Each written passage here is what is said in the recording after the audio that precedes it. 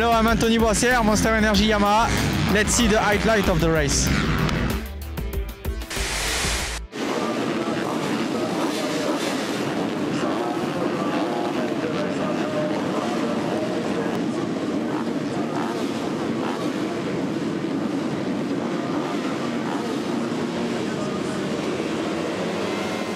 Round 10 of the FIM MX2 MX1 Motocross World Championship was in Latvia at Kegums, and in Moto number 1, Ken Roczen got off to a flying start and was from there never headed.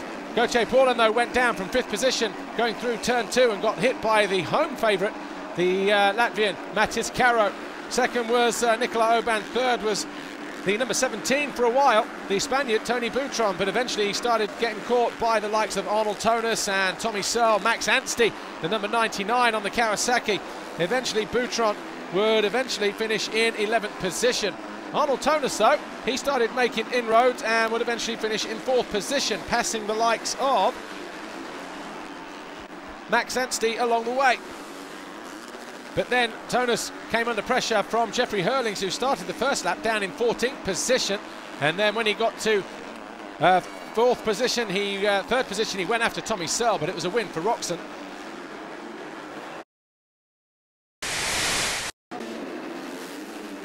MX2 race 2, and once again the KTMs of Roczen and Hurlings were fast out of the blocks.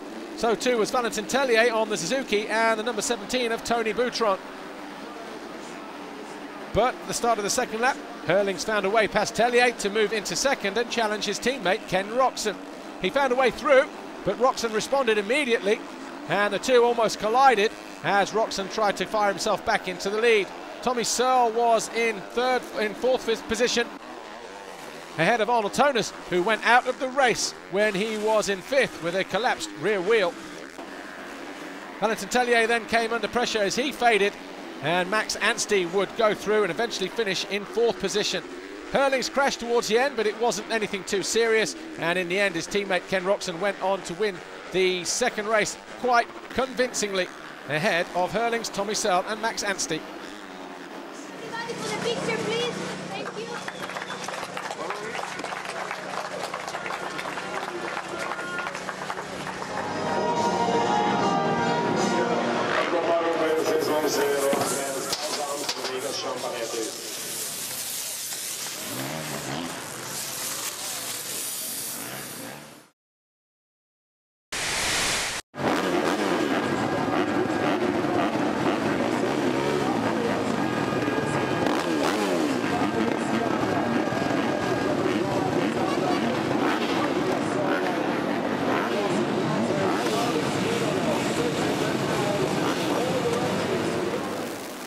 The MX1 first race saw Tony Cairoli and Max Nagel on the two KTMs go head-to-head, but it was Nagel who came out with the whole shot, but it wasn't long before his teammate found a way through, 2 corners in fact, and from there he was never headed.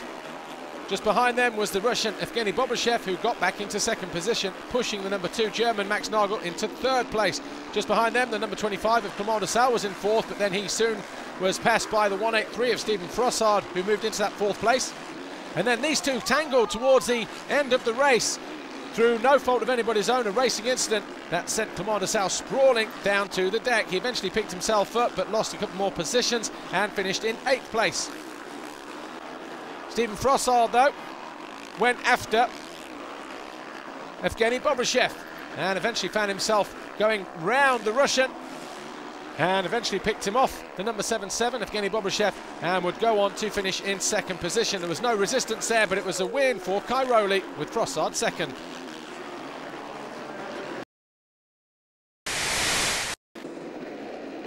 MX1 race 2, and up the inside it was Max Nagel and Tony Cairoli. Nagel went down going out of turn 1, Xavier Borg crashed going into turn 1.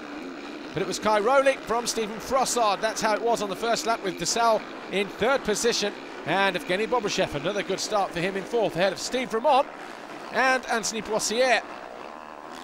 As the race went on, Stephen Frossard gradually lost toe with Tony Cairoli as David Philippots came from 14th position and battled hard, and he eventually came home in 5th on his Monster Energy Yamaha. Towards the end of the race, Clement de Sal faded from that third position and eventually came home in 8th place. Tano Leok, number 6 on the factory T-Hem, he started in 11th and he went on to finish in 7th. But up front, though, it was Kai Rowley from Frossard, Bobryshev, Gonsalves and Philipparts. They were your top 5, but it was all about Tony Kai Rowley in Latvia. He went on to win the second moto, his first double win of 2011.